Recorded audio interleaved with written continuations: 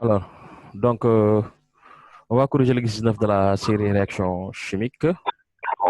Alors, vous fermez vos micros, s'il vous plaît, hein, pour que bruit bi wàññeeku. Alors, exo 9, on nous dit qu'on dispose d'un mélange d'oxyde de fer 2, FeO2, et d'oxyde de fer 1, un mélange de 30 cm3 de C2H6 et de propane C3H8 fourni après combustion complète 80 cm3 de dioxyde de carbone, volume mesuré dans les mêmes conditions. Hein. C'est-à-dire qu'ils ont le même volume molaire. On demande maintenant d'écrire l'équation bilan correspondant à la combustion de chaque alcane. Alors, équation bilan. Équation bilan.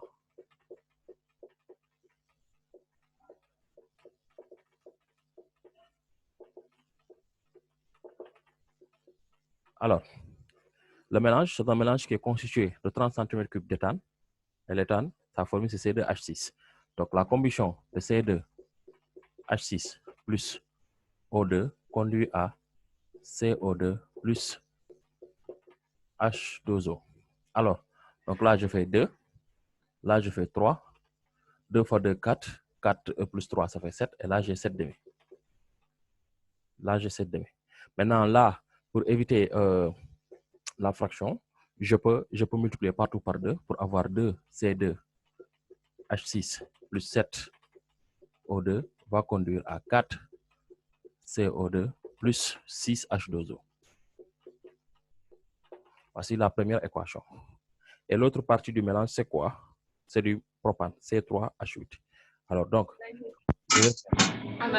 C3H8 plus O2 conduit à CO2 plus H2O. Vos micros, s'il vous plaît, vos micros.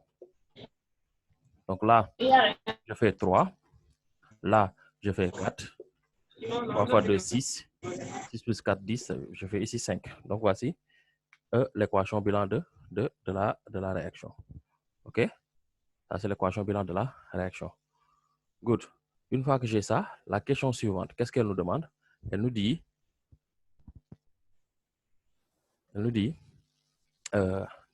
une fois qu'on a écrit les équations bilan, deuxièmement, on nous demande quelle est, bon, ils ont écrit quelle est la combustion, mais quelle est la composition du mélange gaz? Quelle est la composition du mélange gaz? Composition du mélange gaz. Deuxièmement, composition du mélange gaz.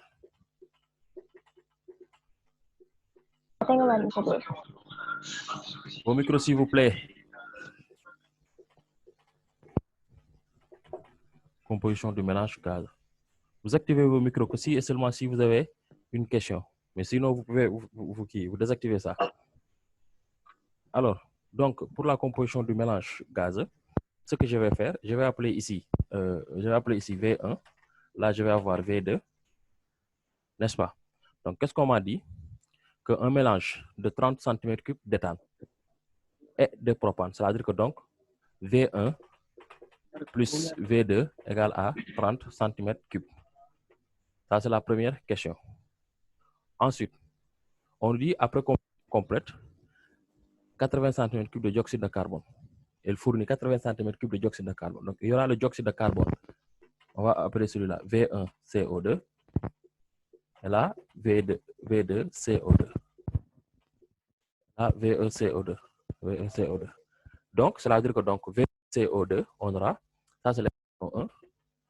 On aura donc V1CO2 plus V2CO2, c'est égal à 80 cm3. 2. Ça, c'est ma deuxième équation. Maintenant, ce qui fait que quoi? Comme j'ai une équation ici en fonction de V1 et V2, là, j'ai une équation en fonction de V1CO2 et V2CO2. Il me faut chercher une relation entre V1CO2 et V1 et V2CO2 et V2. Donc, pour ce faire, je vais utiliser ce qu'on appelle bilan volumique. Je vais dire, on a V1 sur 2, c'est égal à V1 CO2 sur 4. Ce qui fait que donc je vais avoir V1 CO2, c'est égal à 4 demi de V1. Demi de V1, c'est 2 V1. Ensuite, je vais avoir aussi V2, c'est égal à V2 de CO2 sur 3, implique donc V2 de CO2, c'est égal à 3 V2. Donc, j'ai V1CO2 en fonction de V1, j'ai V2CO2 en fonction de V2. qu'est-ce que je peux faire ici? Je vais remplacer dans l'équation 2.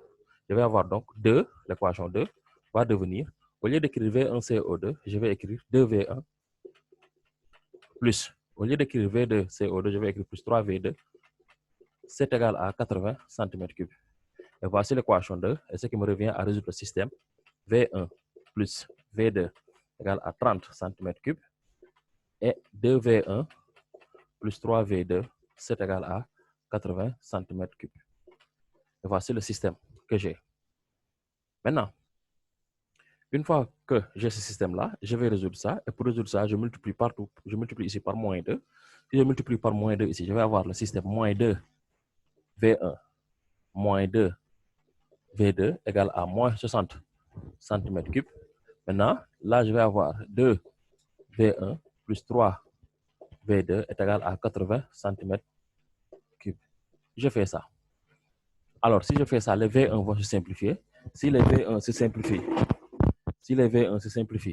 ce que je vais avoir, c'est quoi? Je vais avoir V2, c'est égal à 80 cm3 moins 60 cm3, ça me donne V2 égale à 20 cm3. Maintenant, puisque le mélange est un mélange de 30 cm3 et que V2 égale 20 cm3, V1 serait égal à 30 cm3 moins V2 qui me donne 30 cm3 moins 20 cm3, ce qui fait que je vais avoir donc V1 c'est égal à 10 cm3. Et voici la deuxième question. Est-ce que vous avez des questions? Avez-vous des questions? Est-ce que vous avez des questions? Avez-vous des questions? C'est bon. C'est bon, hein? Aziz, Oui. ça ñu laajte quelle est la commission kon volume nañu war a C'est calculer. pas la on t'a pas demandé la combustion, c'est La erreur de frappe. commission du mélange gazeux. Non, c'est la composition la ñu war a wax. Pour erreur de frappe là. Ah ok looloo taxoon ma réer kay. C'est erreur de frappe là. C'est bon. Ensuite, qu'est-ce qu'on va faire? La deuxième question. S'il n'y a pas de question, on peut passer à la troisième question. Hein? S'il n'y a pas de question, on peut passer à la troisième question. OK? Que dit la troisième question de l'exercice? Elle dit quel est le volume de dioxygène nécessaire? Quel est le volume de dioxygène nécessaire? Deuxièmement, le volume de dioxygène nécessaire. Deuxièmement, volume. Troisièmement, du moins, volume de dioxygène, c'est-à-dire O2, nécessaire à la combustion du mélange. Alors, le volume de dioxygène nécessaire à la combustion du mélange, c'est-à-dire que on va avoir ici, bon, je vais utiliser le bleu encore. Là, il nous faut V1 de O2 et là, V2 de O2. Encore. Là, ce que je vais faire, le volume de O2 nécessaire, c'est égal à quoi? C'est V1 O2 plus V2 O2. Et on va chercher V1 O2 et V2 O2 en fonction de V1 et V2. Et si je fais un bilan molaire ici, je dis que j'ai V1 O2 sur 7, c'est égal à quoi? C'est égal à V1 sur 2. Ce qui fait que donc, je ne vais pas effacer l'équation parce que j'en ai toujours besoin. Donc, je vais effacer là. Je vais effacer ça. Et ça.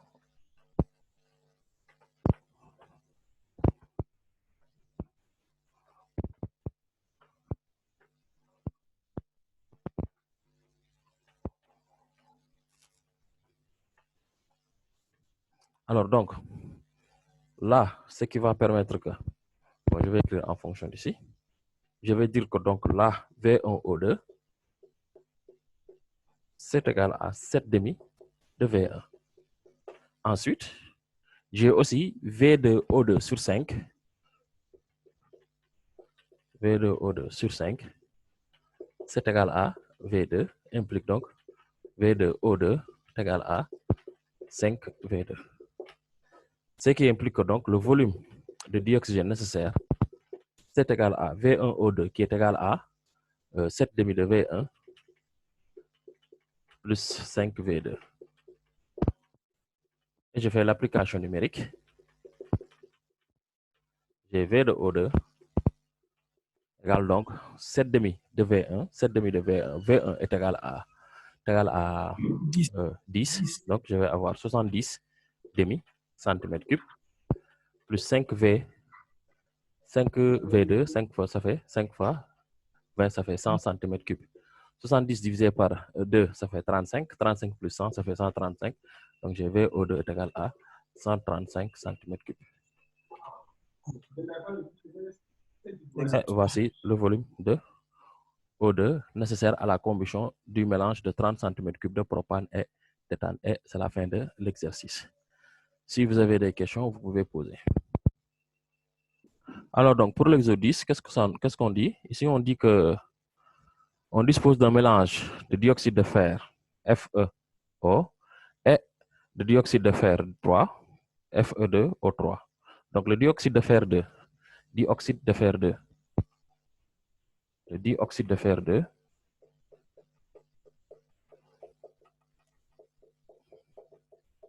FeO, le dioxyde de fer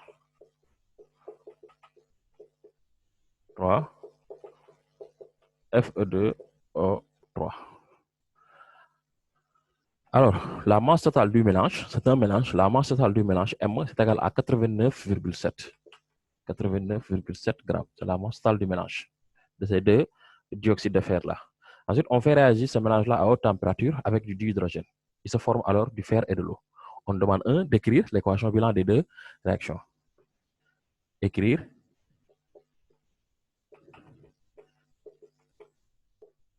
l'équation bilan des deux réactions.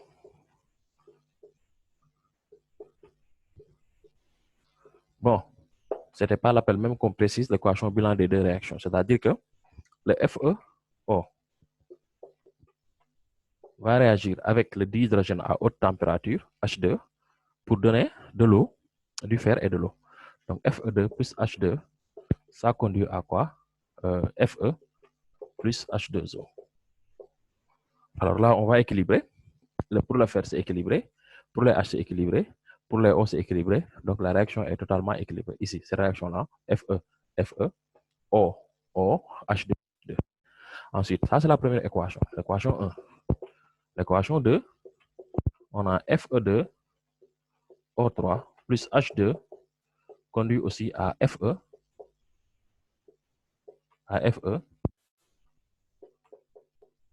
plus H2O.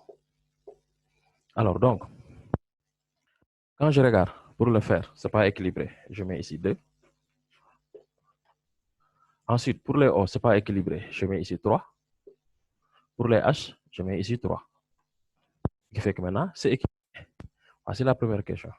Ensuite, on nous dit, deuxièmement, on obtient 29,2 grammes d'eau. Et les deux oxydes ont disparu. C'est-à-dire qu'à la fin de la réaction, il ne reste rien ici. Les deux oxydes ont disparu. Déterminer la composition initiale du mélange, c'est-à-dire les masses des deux oxydes.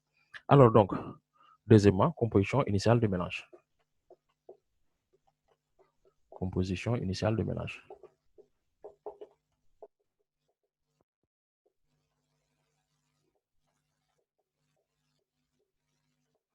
Alors donc là, qu'est-ce qu'il faudrait faire? La composition initiale du mélange, il faudrait, on va appeler ça N1 de H2O. Et là, on aura N2 de H2O. Et on va dire donc que M, la masse de H2O qu'on a donné, c'est égal à la masse de H2O provenant de la première réaction. Donc, je vais appeler ça M1 de H2O, plus quoi? Plus la masse de H2O provenant de la deuxième réaction, plus M2 de H2O. Or, on sait tous que la masse de H2O, c'est le nombre de moles de H2O multiplié par la masse molaire, c'est égal à N1 de H2O multiplié par la masse molaire plus N2 de H2O multiplié par la masse molaire. Alors, donc, ce qui fait que les M vont se simplifier parce qu'il s'agit de la même masse molaire. Les M se simplifient. Du coup, j'ai directement N de H2O, c'est égal à... bon, il ne fallait pas que je simplifie les M parce que j'ai pas... Bon, c'est pas grave. C'est pas grave. N de H2O, c'est égal à N1 de H2O. Je peux simplifier. Hein? Je peux simplifier. Ok, donc c'est bon. Ah, d'accord. En termes de nombre de mots, la raisonner, quoi. Mais c'est pas grave. Après, je vais revenir sur ça. Allô? Après, je vais revenir. Donc, oui. Donc, ça, c'est la première équation. L'autre équation, n'oubliez pas qu'on m'a demandé la composition du mélange initial. Donc, celui-là, je vais appeler ça N1. Celui-là, je vais appeler ça N2. Et je vais dire donc que N, c'est la masse molaire du mélange, c'est égal à N1 plus N2. Et maintenant, ce que je vais faire, c'est quoi? C'est faire ce qu'on appelle un système d'équation comme tout à l'heure. C'est-à-dire que soit je fais... bon, c'est pas grave. Je ne vais pas faire ça. Je vais faire M maintenant. M du mélange, c'est égal à M1 plus M2. Et je vais conserver ça. Parce que je vais conserver ça. Maintenant, je vais chercher une relation. Ici, cette équation-là, c'est M en fonction de M1 plus M2. Or, M, c'est égal à 89,7. Donc, je vais avoir M1 plus M2, c'est égal à 89,7 grammes. Donc, interpréter avec les nombres de moles, ce sera compliqué. Donc, on va interpréter avec les masses et écrire. Ça, c'est la première équation. La deuxième équation, c'est M1 de H2O plus M2 de H2O. C'est égal à combien? Ils nous ont dit que ça a formé 29,2 grammes. Donc, ici, on aura 29,2 grammes. Voilà. Ça, c'est l'équation 2. Alors, maintenant, il me faut exprimer M1 de H2O en fonction de M1 et M2 de H2O en fonction de M2. Or, pour ce faire, il me faut faire ce qu'on appelle un bilan molaire. Et je vais dire donc, j'ai N1 de H2O, c'est égal à N1. D'après cette relation-là, N1 de H2O est égal à N1. Or, N1 de H2O, c'est la masse 1 de H2O sur la masse molaire de l'eau, 18, sur M1, sur la masse molaire de quoi? De FeO. Quelle est la masse molaire de FeO? L'oxyde de fer 2. Quelle est la masse molaire de l'oxyde de fer 2? Qui l'a calculé? FeO. Aïe, allô? Allô? 56 plus 16. C'est 56 plus 32. Hein? 56 plus 6, ça donne combien? 56 plus 6, ça donne combien? 72. 60? 72. Voilà. J'ai ça. Donc, je vais avoir donc M1 de H2O, c'est égal à 18 M1 sur 72. Et quand je simplifie, je peux simplifier par combien? Par 9, non? Ou bien par 18? Je peux simplifier par 18, ça va donner 1 quart de M1. Ça va donner 18 ça. divisé par 72. Hein? De 1 quart. Parce que 18 fois 4, ouais. 18 fois 4, ça fait 72. Voilà, 1 quart de M1. Donc, M1 de H2O, M1 de H2O est égal à 1 quart de M1. Ça, je l'ai. Ensuite, je vais chercher M2 de H2O en fonction de N2. Je vais dire donc que N2 de H2O sur son coefficient stoichiométrique, c'est 3. N2 de H2O sur 3 est égal à N2. Est égal à N2. Et là, je vais avoir donc M2 de H2O sur 3 fois 18. C'est égal à N2. C'est M2 sur masse molaire de Fe2O3. C'est combien? 160. 160. 3 fois 18, ça fait combien? 54. 54. Donc, je vais avoir 54 M2 sur 160. Et si je simplifie, je peux simplifier par combien? Je peux simplifier. Fraction, il faut écouter. 20 sur 80. On peut simplifier par combien? 0,34. 0,34. 54 divisé par 160, ça donne combien? Bon, nous avons 0,34. C'est juste, ça tombe juste. Non, ça ne tombe pas juste. Donc, donne-moi la fraction irréductible. Donne-moi la fraction irréductible.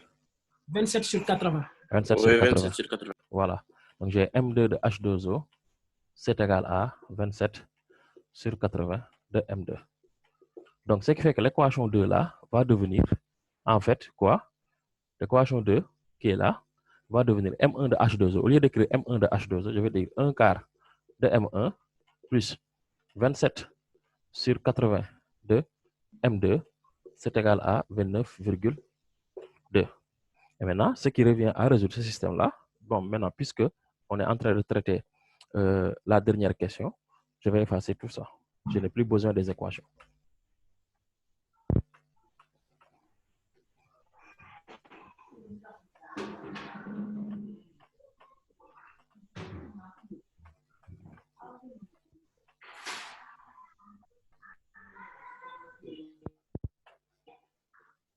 Donc, du coup, je vais avoir le système suivant. Et le système, c'est quoi? Ce sera M1 plus M2 égale à 89,7. Ensuite, je vais avoir un quart de M1. Un quart de M1 plus avoir un quart de M1 plus 27 sur 80 de M2 est égal à 29,2. Voilà, c'est ça le système. Et je vais résoudre ce système-là. Et pour résoudre ce système-là, ce que je vais faire ici, je multiplie par moins un quart là. Ou bien, si je multiplie pas par moins un quart, je vais rendre ça plus simple. M1 plus M2, 89,7 grammes. Un quart, c'est combien? C'est 0,25. Hein? Et là, vous avez dit 27 sur 87 égale à combien? 34, 0,034. Parce qu'après le 3, il y a un 7 qui vient. Après le 3, c'est 0,337. Donc 0,34 M2 est égal à 29,2 grammes. Donc là, je vais multiplier partout par moins 0,25. Donc je vais avoir moins 0,25. Hein? Moins 0,25 de M2. Ensuite, 89,7 fois moins 0,25, ça donne combien? 89,7 fois moins 0,25, ça donne combien? Aïcha Bok? À la calculatrice. 29,2 du moins. 29,2. Voilà. C'est 89,7, c'est ça, oui. Allez-y. 89,7 fois moins 0,25. À la machine, ça donne combien? Moins 21,52. Moins 21,52. Moins 21,52 grammes. Et là, j'ai 0,25 M1 plus 0,34 M2, c'est égal à 29,2 grammes. Et je somme. Quand je somme, les M1 vont se simplifier. Donc, je vais avoir 0,34 moins 0,25. 0,34 moins 0,25, ça donne moins 0,9. N'est-ce pas? Ça donne 0,9. 0,9 M2. 0,9 M2. 29,2 moins 21,52. Calculez-moi ça. 29,2 moins 21,52. Ça donne?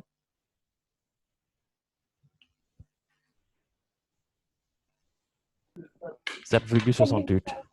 Donc là, j'ai 7,68 grammes. Et là, je vais avoir donc M2, c'est égal à 7,68 grammes divisé par 0,9. Ce qui fait que M2 est égal à combien? M2 égale combien? 8,53 grammes. Et là, j'ai M2. C'est 8,53. Maintenant, puisque j'ai M2 maintenant, je vais aller chercher M1. Je vais aller chercher M1. Et je vais dire directement que M1 plus M2, c'est égal à 89,7 grammes. Donc, M1, c'est égal à 89,7 grammes moins M2. M1, donc, c'est égal à 89,7 grammes moins M2. M2, c'est 8,53 grammes. Ce qui donne, donc, que là, j'ai 89 moins 8,53, ça donne combien?